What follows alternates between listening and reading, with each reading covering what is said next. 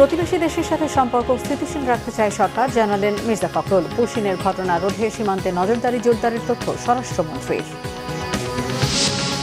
পশ্চিমবঙ্গে নির্বাচন পরবর্তী সহিংসতা চলছে, নিহত 4 জন। মমতার মেয়াদ শেষ হচ্ছে কাল। নতুন মুখ্যমন্ত্রী ইস্যুতে সিদ্ধান্ত নিতে পশ্চিমবঙ্গ যাচ্ছেন অমিত শাহ।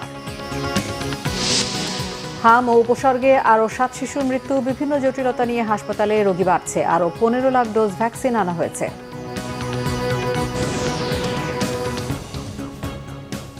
দেখছিলেন ক্রাউন সিমেন্ট। সংবাদ শিরোনাম। প্রতিবেশী দেশের সাথে সম্পর্ক স্থিতিশীল রাখতে চায় বর্তমান সরকার, জানিয়েছেন স্থানীয় সরকার মন্ত্রী মির্জা ফখরুল ইসলাম আলমগীর।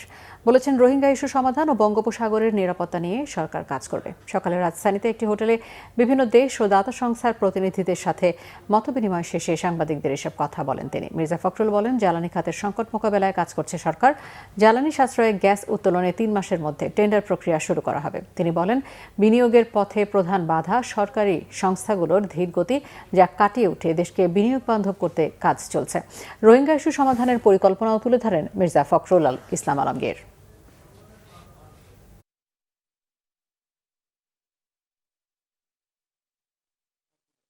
আমাদের দেশের ইনভেস্টমেন্ট, আমাদের সিকিউরিটি একটা আলাদা কোশ্চেন আছে, যে আমাদের বে অফ বেঙ্গল যে আছে সেটাকে নিরাপদ রাখা, আমাদের বন্ধুদের সঙ্গে আমাদের সম্পর্ককে স্থিতিশীল রাখা, আমাদের প্রতিবেশীদের সঙ্গে সম্পর্ককে স্থিতিশীল রাখা, এই বিষয়গুলো অবশ্যই আমাদেরকে সমাধান করতে হবে। আর কি বড় সমস্যা যেটা আমাদের মধ্যে আছে সেটা এখনো আলাপ হয়নি, হয়তো সম্ভবত আলোচনা হবে, রোহিঙ্গা ইস্যু। এটা আমাদের জন্য একটা বড় সমস্যা। এই সমস্যাটা আমরা সমাধান করতে চাই। পশ্চিমবঙ্গের নির্বাচনের পর পুশব্যাকের মতো ঘটনা যেন না হয়, সেজন্য সীমান্তে নজরদারি জোরদারকে বিজেপিকে প্রস্তুত থাকার নির্দেশনা দেওয়া হয়েছে বলে জানিয়েছেন স্বরাষ্ট্রমন্ত্রী সালাউদ্দিন আহমেদ। বুধবার জেলা প্রশাসক সম্মেলনে স্বরাষ্ট্র মন্ত্রণালয়ের অধিবেশন শেষে এসব কথা জানান তিনি। মন্ত্রী জানান, অনলাইন জুয়া এবং মাদক নিয়ন্ত্রণ সরকারের প্রথম অগ্রাধিকার। অনলাইন ও প্রযুক্তি নির্ভর জুয়া বন্ধে আইন করা হবে। জাতীয় নির্বাচনকে ঘিরে যেসব লাইসেন্সপ্রাপ্ত অস্ত্র জমা নেওয়া হয়েছিল তা যাচাই বাছাই শেষে ফেরত দেওয়ার নির্দেশনা দেওয়া হয়েছে। আওয়ামী লীগ আমলে যেসব অস্ত্রের লাইসেন্স দেওয়া হয়েছিল তা সঠিক প্রক্রিয়া অনুসরণ করা হয়েছিল কিনা তাও খতিয়ে দেখা হচ্ছে। তিনি জানান, আসন্ন ঈদুল আজহা উপলক্ষে ঈদ যাত্রা নির্বিঘ্ন করতে সড়কে নিরাপত্তা জোরদারের নির্দেশনা দেওয়ার কথাও জানান তিনি। বলেন, এবারে সড়ক বা রেল লাইনের পাশে পশুর হাট বসতে দেওয়া হবে না। অন্তর্বর্তী সরকারের সময় করা হত্যা সহ সকল রাজনৈতিক মামলা যাচাই বাছাই করে আগামী 1 মাসের মধ্যে স্বরাষ্ট্র মন্ত্রণালয়ে পাঠাতে জেলা প্রশাসকদের নির্দেশনা দেওয়ার তথ্যও জানান স্বরাষ্ট্রমন্ত্রী।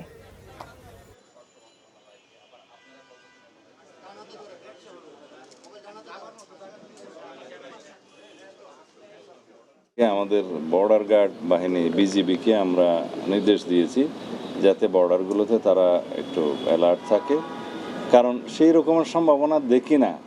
যদি হয় যাতে অ্যাড্রেস করতে পারে, সেই জন্য আমরা আগে থেকে সতর্কতা অবলম্বন করেছি।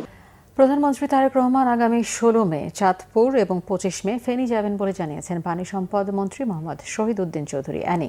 বুধবার প্রধানমন্ত্রীর সাথে বৈঠক শেষে কথা জানান তিনি। অ্যানি বলেন, সফরে অন্যান্য কর্মসূচির সাথে খাল খনন কর্মসূচি উদ্বোধন করবেন তিনি। এ সময় 20,000 কিলোমিটার খাল খননের লক্ষ্যমাত্রা অর্জনে কাজ চলছে বলে জানান মন্ত্রী। পদ্মা ব্যারেজ সম্পর্কে তিনি বলেন, এই বিষয়ে খুব শিগগিরই সিদ্ধান্ত নেবে সরকার। একনেকে উপস্থাপন হবে। পদ্মা ব্যারেজ বাংলাদেশের জন্য খুবই প্রয়োজন। প্রধানমন্ত্রীর সাথে বৈঠক নিয়ে তিনি বলেন, তিস্তা মহাপরিকল্পনা নিয়ে প্রাথমিক আলোচনা হয়েছে। 180 দিনে কি কি কাজ সম্পন্ন হবে সে বিষয় নিয়েও আলোচনা হয়েছে।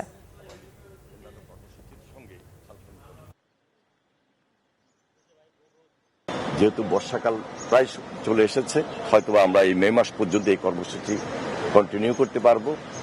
বর্ষা শেষে আবার আগামী নভেম্বর, ডিসেম্বর, জানুয়ারির দিকে আমরা এই খাল খনন কর্মসূচি আমরা কন্টিনিউ করব। এর মধ্যেই এই মে মাসে মাননীয় প্রধানমন্ত্রী 2টা জেলা যাচ্ছেন, সেটা হলো চাঁদপুর এবং ফেনী। ফেনীতে যাবেন 25 মে এবং চাঁদপুর যাচ্ছেন 16 মে, এবং অন্যান্য কর্মসূচির সঙ্গে খাল খনন কর্মসূচিও ওনার কর্মসূচির অন্তর্ভুক্ত রয়েছে। ভারতের পশ্চিমবঙ্গে বিধানসভা নির্বাচনে ভারতীয় জনতা পার্টি বিজেপির ভূমিধস জয়ের পাল্টাপাল্টি সহিংসতা থামছেই না। এ পর্যন্ত নিহত হয়েছেন অন্তত 4 জন। এদিকে রাজ্যের নতুন মুখ্যমন্ত্রীর বিষয়ে সিদ্ধান্ত নিতে আজ আজ পশ্চিমবঙ্গ যাচ্ছেন বিজেপির শীর্ষ নেতা কেন্দ্রীয় স্বরাষ্ট্রমন্ত্রী অমিত শাহ। সোমবার ফলাফল ঘোষণার পর শুরু হয় বিজেপি আর তৃণমূল কংগ্রেস নেতাকর্মীদের সংঘর্ষ। জলপাইগুড়ি, হুগলি, কৃষ্ণনগর, ভাঙড়, বারুইপুর সহ বিভিন্ন এলাকায় ভাঙচুর, অগ্নিসংযোগ, দখল হয়েছে তৃণমূলের কার্যালয়। বীরভূমে সন্তোষপুর গ্রামে বিজেপির কর্মী সমর্থকরা আবির শেখ নামে দলীয় কর্মীকে কুপিয়ে হত্যার অভিযোগ তুলেছে তৃণমূল। হাওড়ার উদয়নারায়ণপুরে বিজেপি কর্মী যাদব বরকে পিটিয়ে হত্যার অভিযোগ উঠেছে তৃণমূলের বিরুদ্ধে। বিজেপি আর তৃণমূল কর্মীদের মধ্যে গোলাগুলি হয়েছে মুর্শিদাবাদের ডোমকলে।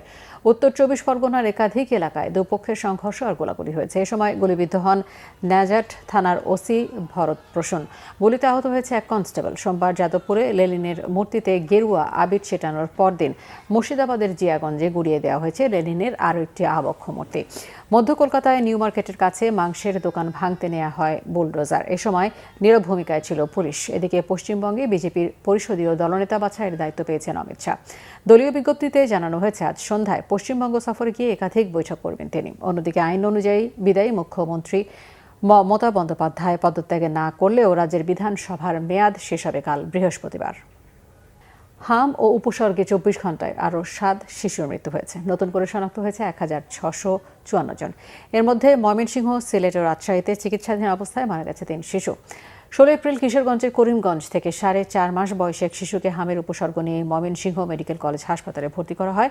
গতকাল দুপুরে চিকিৎসাধীন অবস্থায় তার মৃত্যু হয়। এ পর্যন্ত ময়মনসিংহ মেডিকেল কলেজ হাসপাতালে হাম আক্রান্ত হয়ে মোট 26 শিশুর মৃত্যু হলো। হাসপাতাল কর্তৃপক্ষ জানিয়েছে, হাসপাতালের আইসোলেশন ওয়ার্ডে নতুন করে ভর্তি হয়েছে আরও 17 শিশু। সেই সাথে সুস্থ হয়ে বাড়ি ফিরেছে 20 জন।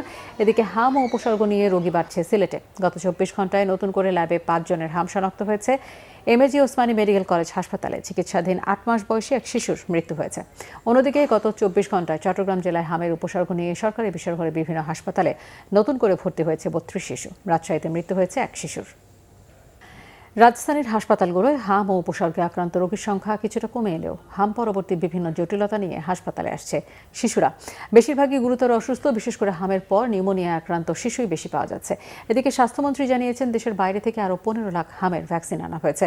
বিশেষজ্ঞরা বলছেন, ভ্যাকসিন দেওয়ার পরে হামে নতুন আক্রান্তের সংখ্যা কমেছে। তবে হাম পরবর্তী রোগী সংক্রমিত হয়ে যেসব শিশু ভর্তি হচ্ছে তাদের চিকিৎসায় দীর্ঘ সময় লাগছে। এছাড়াও ডেঙ্গুতে আক্রান্ত হয়ে যে পরিমাণ মৃত্যু হয়েছে তার থেকেও হাম বেশি মারাত্মক বলছেন শিশু বিশেষজ্ঞরা।